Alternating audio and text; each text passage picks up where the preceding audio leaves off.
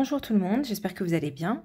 Aujourd'hui, je vous propose un petit tutoriel pour réaliser un cercle qu'on appelle un cercle parfait. Alors ici, vous en avez deux. Donc, ça, c'est un cercle qui a comme des petits sommets là, tout autour. Et en fait, il a plutôt une forme d'hexagone. Et ici, on a un cercle qui a vraiment la forme d'un cercle. Alors, pourquoi il y a une différence entre les deux? Je vais essayer de vous expliquer ça de manière assez simple. Alors, ce cercle-là, celui qui a une forme un peu d'hexagone, on a fait des augmentations, on va dire, normales. D'accord? Donc, c'est-à-dire que on a commencé avec 6 mailles serrées autour d'un nœud coulant.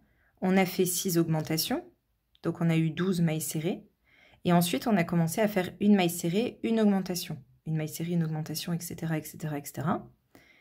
Le rang suivant, on a fait 2 mailles serrées, une augmentation. Le rang d'après, on a fait 3 mailles serrées, une augmentation. Et le dernier rang, on a fait 4 mailles serrées, une augmentation. Et quand on regarde, je vais essayer d'approcher au maximum, toutes les augmentations tombent au même endroit. Donc la première, la deuxième, la troisième, la quatrième. Ça fait comme une diagonale. Et quand on regarde, ça correspond à chaque sommet. Donc là, il y a la première partie d'augmentation, la deuxième partie d'augmentation qui correspond à un deuxième sommet. Et entre chaque sommet, on a comme des traits, en fait, comme un hexagone, quoi. Donc ça ne fait pas une forme complètement circulaire. C'est pas gênant quand on veut faire certains projets, mais pour d'autres projets où on a vraiment besoin que ça fasse un cercle parfait, il vaut mieux utiliser cette méthode-là que je vais vous expliquer dès maintenant. Sur ce cercle-là, on voit bien qu'il n'y a donc pas de sommet et il n'y a pas forcément ce côté hexagonal, d'accord? Alors pourquoi? Parce qu'on a décalé les augmentations. Donc je reprends mon crochet, je vous remontre. Ici, on a fait les 6 mailles serrées de départ, les 12 mailles serrées, donc les 6 augmentations, une maille serrée, une augmentation, une maille serrée, une augmentation. Donc ça, jusque-là, c'est normal. Et ici, le rang où on aurait dû faire donc 2 mailles serrées, une augmentation, on a décalé.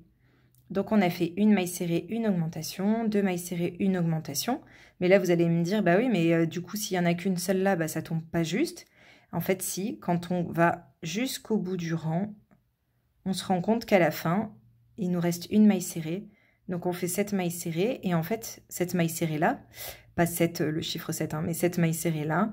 Et en fait, avec celle du départ, ça en fait 2. Donc on a décalé l'augmentation, on ne l'a pas mise juste au-dessus de celle du rang précédent. On l'a mise juste un peu avant, ce qui fait que ça ne va pas créer un sommet, comme sur l'autre en fait. Le rang suivant, on a fait 3 mailles serrées, une augmentation normale, 3 mailles serrées, etc. Et le dernier rang, celui sur lequel normalement on doit faire 4 mailles serrées, une augmentation, on a fait la même chose, on a coupé en deux, on a fait 2 mailles serrées là, une augmentation, 4 mailles serrées, etc., etc. jusqu'à la fin. Et à la fin, on a fait 2 mailles serrées pour compléter les 2 mailles serrées de départ. Si j'avais continué le cercle, j'aurais fait 5 mailles serrées, une augmentation pour le rang d'après. Et le rang suivant, qui est aussi un rang pair, puisqu'on arrive à 6 mailles serrées, on peut le diviser par 2. Donc 6 divisé par 2, ça fait 3. On aurait commencé par 3 mailles serrées, pardon. On aurait fait une augmentation. On aurait fait ensuite 6 mailles serrées, une augmentation jusqu'à la fin. Et on aurait terminé par 3 mailles serrées, une augmentation. Et le fait de décaler comme ça les augmentations, ça permet de donner un rendu beaucoup plus circulaire et beaucoup moins hexagonal. Là, je pense que quand on met les deux l'un à côté de l'autre, je vais rapprocher, on voit bien que c'est pas la même forme. Alors, c'est pas non plus l'opposé, mais là, ici, on voit bien quand même les arêtes, les angles ou les sommets de l'hexagone, alors que là, vraiment, si on prend un compas, c'est quasiment parfait. Et plus on continue les augmentations, plus le cercle devient parfait. Donc, je vais vous montrer, c'est vraiment tout simple. Là, j'avais commencé à faire un nœud coulant et dans ce nœud coulant, 6 mailles serrées. Donc, je continue. Là, il y en a 4, 5, 6. Donc, je tire, je ferme mon cercle. Et là, comme je vous disais, les 2 premiers rangs, après le départ, c'est toujours la même chose. Donc ici, une augmentation dans chaque, ça ne change pas. Une augmentation, hop.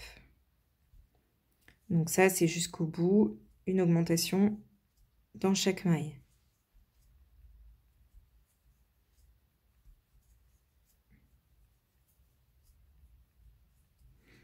J'ai oublié de mettre un marqueur, donc j'ai compté. Mince. Et du coup, j'ai fait une bêtise, pardon. Donc 10, 11 et 12. Donc, le rang suivant, c'est celui où on doit faire une maille serrée, une augmentation.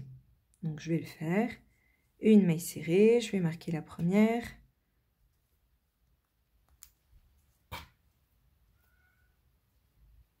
Dans la maille suivante, une augmentation. Une maille serrée. Dans la maille suivante, une augmentation. Vous continuez tout le tour. Et à la fin, du coup, vous avez 18 mailles serrées.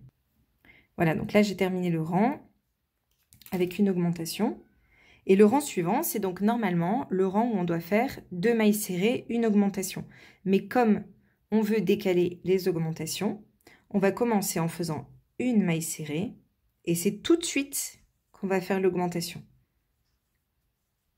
2 mailles serrées dans la même maille. Donc, je vais marquer la première, comme ça au moins, voilà. Ensuite, on commence la séquence normale, donc c'est-à-dire 2 mailles serrées, une augmentation, 2 mailles serrées, une augmentation, jusqu'à la fin du rang où il doit vous rester une maille serrée. Donc là, j'arrive à la fin du rang et il me reste une maille serrée. Ce qui est logique puisqu'on a commencé par une maille serrée, donc on finit par une maille serrée. Comme je vous le disais sur la présentation, le rang suivant, c'est 3 mailles serrées, une augmentation. Donc là, on les fait normalement. 1, 2, 3. Et l'augmentation qui tombe du coup juste à côté de celle qu'on avait fait sur le rang précédent. Donc elle ne tombe pas dessus. Et c'est ce qu'on veut finalement. Donc je vais marquer la première des 3. Et là, on continue. 3 mailles serrées, une augmentation normalement jusqu'à la fin du rang. Où du coup, on a 30 mailles serrées.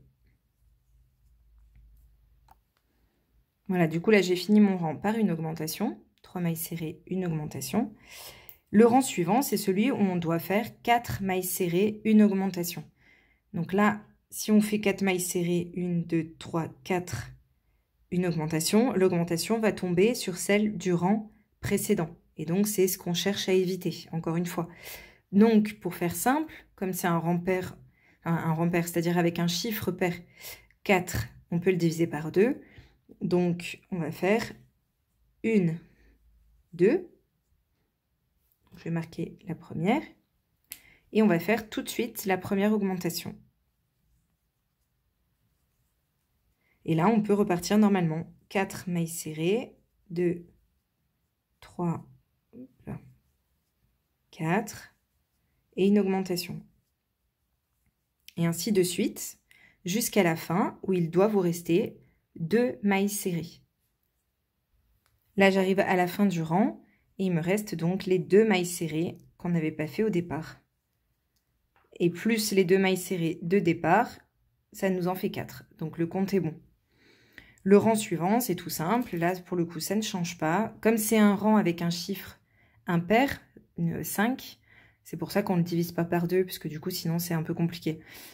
Donc, 1, 2, 3, 4, 5. Et là, une augmentation.